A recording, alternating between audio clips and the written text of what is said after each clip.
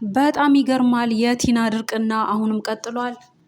አይኗን በጨው ታጥባ ማስመሰሏን ቀልዷን ቀጥላለች። ስራዋ ሴራዋ ሁሉ እንደታወቀባት አላወቀችም። አባባን ካሳገተችበት ትሁት ደርሳ ማስመለጧን አባባን ማትረፏን ሁሉ እንግዲህ እሷም አጋቹም አላወቁም። አጋቹም በቲና ተናዶ ነበር። ምክንያቱም አባባ አመለጡ። ሲቀጥል አንቺ ነሽ ይህን ስራ የሰራሽው ተደብቀሽ ከኋላ መተሽ እኔንም መተሽኝ እንዲህ እንዲያ ብሎ እንግዲህ እሷንም አንቋት ነበር። ቲናም በበኩሏ እኔ ማውቀው ነገር የለም ስትል አፍጥጣበት ተፋጠው ነበር።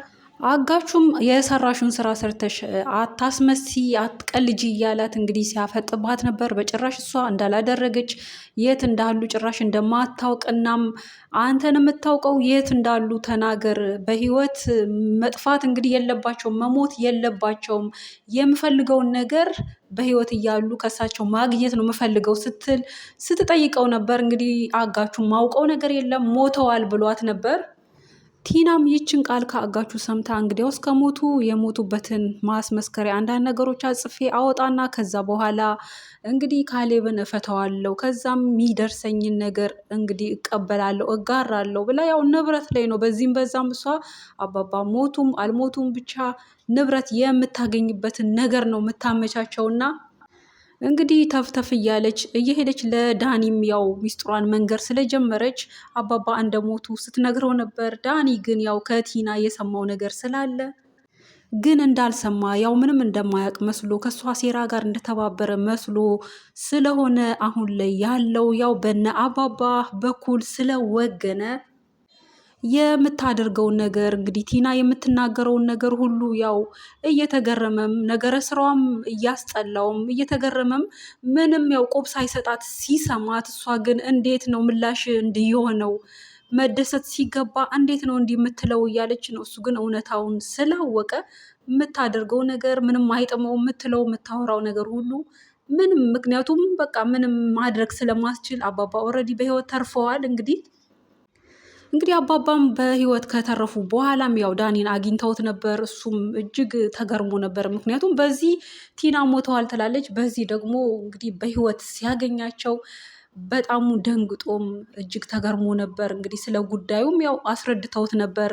ምስጋናቸውንም እንዲሁ ለዳኒ አቅርበውለት ነበር። ምክንያቱም ራሱን አሳልፎ እሳቸውን ለማትረፍ ያደረገው ነገር የከፈለው መስዋዕትነት የሚያስመሰግን ብቻም አይደለም ከዛም በላይ ትልቅ ውለታ እንደዋለላቸውና ይህን ደግሞ መቼም እንደማይረሱ በዚህም ውለታ ምክንያት እንግዲህ ያለፈውን በደል ሁሉ ይቅር እንዳሉትም ሲናገር ነበር። እንዲሁም ትሁትም ጭምር ለአባባ ያደረገውን ነገር የዋለውን ውለታ አንስታ ስታመሰግነው ነበር። ከዛም የተነሳ እንግዲህ ተፈትቼ በንጹህ ልብ ደስ ብሎኝ ነው አሁን ላይ የማወራህ እያለችውም ጭምር ነበር። ዳኒም እንግዲህ ምንም ነገር እንኳን ባያገኝም ቢያንስ የእነሱን ይቅርታ ከነሱ መስማቱ እነሱ ደስተኛ ሆነው እሱን ሲያወሩት መስማቱ ከነሱ ይቅርታን ማግኘቱ በራሱ በጣም አስደስቶትም ነበር። ምክንያቱም ያውቃል ለንብረትም ብሎ ለጥቅምም ብሎ ቢሆን የሰራው ስራ ቀላል አይደለም። እንግዲህ ከቲና ጋር ተመሳጥሮ ያው በአቋራጭ ንብረት አገኛለሁ በሷ በኩል ከዛ በኋላ ህይወቴን እመራለሁ በዛም በማገኘው ነገር በሚል እንግዲህ ያደረገው ነገር ቀላል አይደለም። ትሁትም የምትረሳው አይደለም፣ አባባም ጭምር ያው ካሌብም ቢሆን እንዲሁ። ነገር ግን ከእያንዳንዱ እሱ ያው ይህን ውለታ በመዋሉ ለአባባ ብሎ በከፈለው መስዋዕትነት እንግዲህ ይቅርታን አግኝቷል። ነገር ግን ቲና እንኳን ይቅርታ ልታገኝ አሁንም ማስመሰሏ ቀጥሏል። ንብረትን ለማግኘት በዚህም በዛም ተፍተፍ እያለች ነው። ያው አባባ ሞተዋል በህይወት የሉም ስትል እንደ መርዶ ነጋሪ የቤት ገብታም እያለቀሰች ነበር።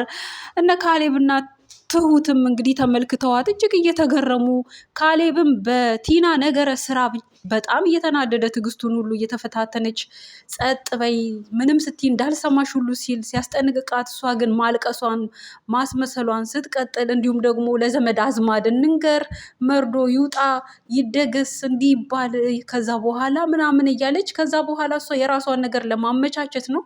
እሱ ግን እውነቱን ስለሚያውቅ አባቱ በህይወት እንዳሉ ስለሚያውቅ በጣምም ገርሟት በስተመጨረሻም በጥፊ ሁሉ ሲላት ነበር። ቲና ግን እንግዲህ ድፍረቷን፣ ማስመሰሏን፣ ውሸቷን አሁንም ቀጥላለች። በቀጣይ ቀንም እንዲሁ እያለቀሰች አባዬ አባዬ አባዬ እያለች እያስመሰለች የሚያለቅሰው በመምሰል እንግዲህ በጉርጥ እያየቻቸው ስታስመስል ነበር። ትሁትም ከሷ ጋር እያስመሰለች እያለቀሰች ነበር። ካሌብ ግን በጣም በሁለቱም ሁኔታ በሁለቱም ማስመሰል ተገርሞ በጣምም በትሁት በቲና እየተናደደም ነበር። እናም እሷም እንግዲህ ያው በቀጣይ ምን ማድረግ እንደምትፈልግ መሆን ያለበትን ለራሷ የሚሆነውን ነገር ንብረት በምን በኩል እንደምታገኝ እያመቻቸች ያው ለሱም ያሰበች በመምሰል የአባባን ሞት እየነገረችው ነበር። እሱም እንግዲህ በእሷ ሀሳብ የተስማማ በመምሰል ከአጠገቡ እንድትሄድ አድርጎ ነበር። አባባ እንግዲህ ከታገቱበት ከተፈቱ ጊዜ ጀምሮ ወደ ቤት እስካሁን አልተመለሱም። መመለስንም አልፈለጉም። ቲና ነገሩንም እንድታውቅ እንግዲህ አልፈለጉም። በሚስጥር እንዲያዝና ባሉበት ሆነው ነገሮችን ለማመቻቸት ፈልገዋል።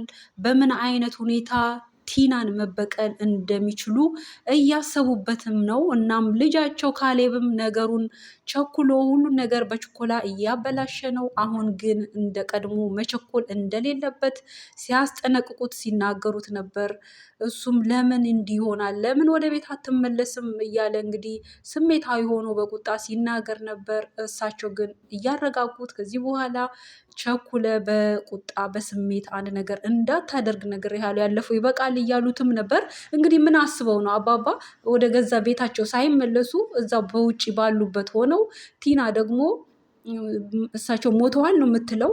ያው አለመሞታቸውን ለምን ወደ ቤታቸው መመለስ አልፈለጉም? በምን አይነት ሁኔታስ ነው በቀጣይ እንግዲህ ቲናን መበቀል የፈለጉት የሚለውን እንግዲህ በቀጣይ ክፍል ሊያጋሩን ያሰቡ ይመስላል። ካሌብም እንግዲህ እሳቸው ወደ ቤት እንዲመለሱ ቢፈልግም ያው እንደሳቸው ሀሳብ የግድ መስማማት እሳቸው መስማት ስላለበት እሺ ብሏቸው ነበር። በሌላ በኩል ደግሞ ዳኒ አባባን ሲማጸን ነበር። ኤደንን አስታርቁኝ ሲል እንግዲህ ኤደንን ባለችበት ያው ኤደን የአባባን መፈታት ከታገቱበት ማምለጣቸው መፈታታቸውን ሰምታ እጅግ ተደስታ ነበር። እንግዲህ የእሳቸው ሁኔታ ያሳሰባት አንዷም እሷም ነበረች እና ማስፈታቱን ያው በዳኒ ምክንያት ከዛ በኋላ የሆነውን ሂደቱን እንግዲህ ዳኒ ሲነግራት ያው በሱም ምክንያት ይቅርታ ታደርግልኛለች አብራኝ እንደ ቀድሞ ትሆናለች ብሎም ያንን ሲነግራት እንግዲህ ሌላ ነገር አልሰማችሁም። ይህንን ግን ተመስጣ ስትሰማው ነበር እና እጅግም ስታመሰግነው ነበር እሱንም። እናም አባባንም አግኝታ ባሉበት አባባም እሱም ዳኒም እሷም ባሉበት ያው ኤደንን እንዲያስታርቅ ሲጠይቃቸው ነበር። አባባ ግን ያለ እሷ ፍላጎት ማስገደድ አልፈልግም፣ ማስገድጄ ማስታረቅ አልፈልግም ብለው ነው እንግዲህ ይህንን ፋይል የዘጉት። እንግዲህ ኤደን እስካሁን እንዳመረረች ነው። በአቋሟም ጸንታ ነው ያለችው። ያው ዳኒን ከዚህ በኋላ አልፈልግም እንዳለችው በዛ ሀሳቧ ላይ ነው እንግዲህ ያለችው። ዳኒን በምንም አይነት ሁኔታ ተገናኝታ ከሱ ጋር ምንም አይነት ግንኙነት ፈጥራ ማውራት ሁሉ እንደማትፈልግ ዳኒን እንደው ቀጥሯት በአጋጣሚ ያው ሊያወራት ተቀጣጥረው እሱ አጠገቧ እንኳን ደርሶ ስንት ሰዓት ተገትሮ ሁሉ አላየችውም ነበር። ያን ያህል ትኩረት እንኳን ፍላጎት ሁሉ ፍቅሩም ከሷ ሳይወጣ አይቀርም። እናም ጨክናበታለች። እሱ ግን ተስፋ አልቆረጠም። ምናልባት ይቅርታ ታደርግልኝና አብረን እንደ ቀድሞ እንሆን ይሆናል። አሁን ላይ በቃ ትቻለሁ፣ ሁሉን ነገር ያለፈው አልፏል፣ ምሕረት አርጊልኝ እያለ እየደጋገመ እየጠየቃት ነው። እሷ ግን የማይሆን ነገር ነው፣ ከዚህ ውጭ ሌላ የምታወራው ነገር ካለ ልሰማህ እችላለሁ፣ ይህን ግን አልሰማህም ብላ እንግዲህ ውሳኔዋን ገልጻለታለች። እንግዲህ ኤደን ምን አስባ ነው በዚህ ልክ በዳኒ ላይ መጨከኗ? በእርግጥም ያስጨክን ስህተት ነው የሰራው፣ ከባድ ስህተት ነው የሰራው። እድሜዋን ሁሉ ተጫውቶበት ያውም ደግሞ በእንዲህ አይነት በኃጢአት የሚገኘውን ገንዘብ እንድትጠብቅ አድርጎ እሷን ሳይገልጽላት ሳያሳውቃት እሷ በምትለው ሀሳብ ሳይስማማ ነገር ግን አሁን ላይ ሳይሳካለት ሲቀር ነገሩ እውነቱ ሲገለጥና ስትሰማ ከዛ በኋላ እንግዲህ አሁን ይቅርታ ስትለው እሺ ብላ እንግዲህ አብረው የምትሆን መስሎ ተስፋ አልቆረጠም። እሷ ግን እንግዲህ ወንድ ልጅ ቆረጠ ሆናለች። ምናልባት እንግዲህ ከካሌብ ጋር የውሸት የጀመሩት ፍቅር የእውነት ሆኖ ቢቀጥል እንግዲህ ይህ ለአባባ ትልቅ ደስታ ነው የሚሆነው። ካሌብም ቢሆን ያው ኤደንን እንዳያት ነው እንግዲህ የወደዳት። የተረጋጋች ሴት ናት። ልክ እንደ ቲና ክው ክው ክው ያለች አይደለችም። ለትዳር የምትሆን የፍቅር ሰው ናት።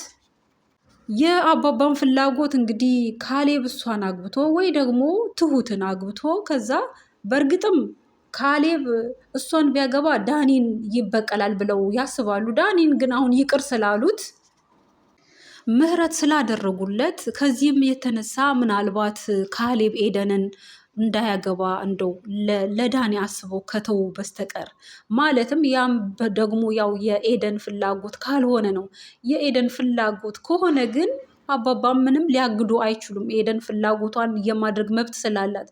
ከዛ ውጭ ግን ያው እንደ አባባ እቅድ ቢሆን እንደ ቀድሞ ቢሆን ካሌብ ኤደንን አግብቶ ዳኒን ለመበቀል በዛ መንገድ ነበር። አሁን ላይ ግን ሀሳባቸው እንግዲህ ምን እንደሆነ በቀጣይ ክፍል ነው የምናይ ነው የምሆነው። ቲናስ እስከ መቼ ነው በማስመሰል የምትቀጥለው? ስራዋ እንደተገለጠ ማወቅ አለባት፣ መቀጣት አለባት፣ የእጇን ማግኘት አለባት። በአጠቃላይ በዚህ ቪዲዮ ያዘጋጀነው ይህ ነው። ስለተከታተላችሁት አመሰግናለሁ።